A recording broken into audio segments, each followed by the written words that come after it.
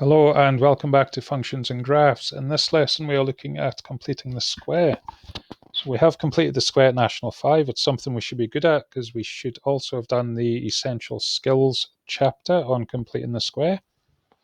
So the difference between a National 5 and a higher completing the square question is rather than having x squared, we will probably have 3x squared or 2x squared or maybe negative 4x squared. So the coefficient of x squared is no longer unitary, which means 1. So it's not just going to be x squared, it will be another number of x squareds. So there's a few steps to follow here that I'm going to do some examples on, but I'm just going to have a look at some National 5 recap questions first of all. So write y equals x squared plus 6x minus 5 in the form of the completed square. So what are the processes that we need to do? Well, we look at the coefficient of x. So here we have 6 for the coefficient of x, as we have 6 x's. Coefficient of x is just how many x terms there are. We then half that, so half of 6 is 3. Then we write x plus 3 in a bracket, all squared. Okay, and then how do we get this minus 14? Well, we need to consider what does x plus 3 all squared look like? Well, x plus 3 all squared, if you multiply out a double bracket, guys, if you write x plus 3 if you need to, that turns out to be x squared plus 6x plus 9.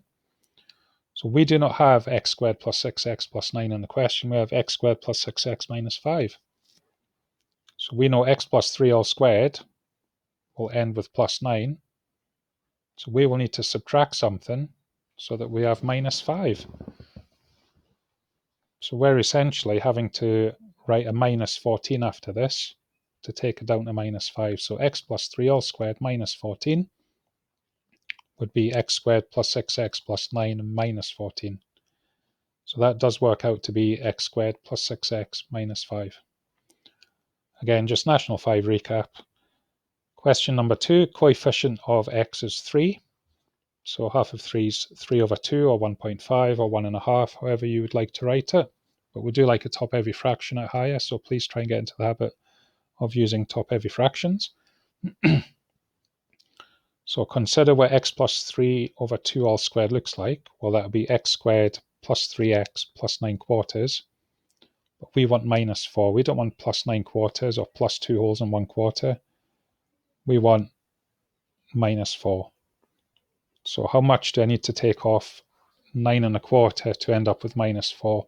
If I take off 9 quarters, I'll get to 0.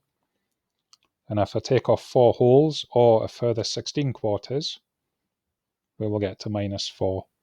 So in total, I have subtracted 25 quarters. So x plus 3 over 2 all squared minus 25 quarters will give us x squared plus 3x minus 4.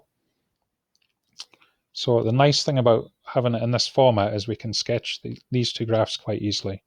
So this would look like a y equals x squared parabola, which goes through 0, 0, would then move it 3 to the left and down 14.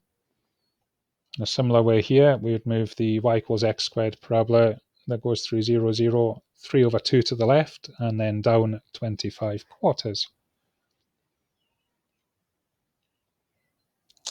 Right, having a look at the higher type questions, let's just run through the steps. So make sure it's in the right format. We then take out the coefficient of x squared as a factor. So we've got 3x squared, so just out of the x squared and the x terms, we're going to take out a factor of 3. We then complete the square for the x squared plus 4x. Notice the minus 3 at the end is just staying as minus 3. Next step, complete the square for x squared plus 4x. Then multiply all of that by 3. And then subtract the 3 at the end. And then we've got it in the correct format. Okay, right, I'll do a separate video with some higher examples, but those are the 4 steps that we must take.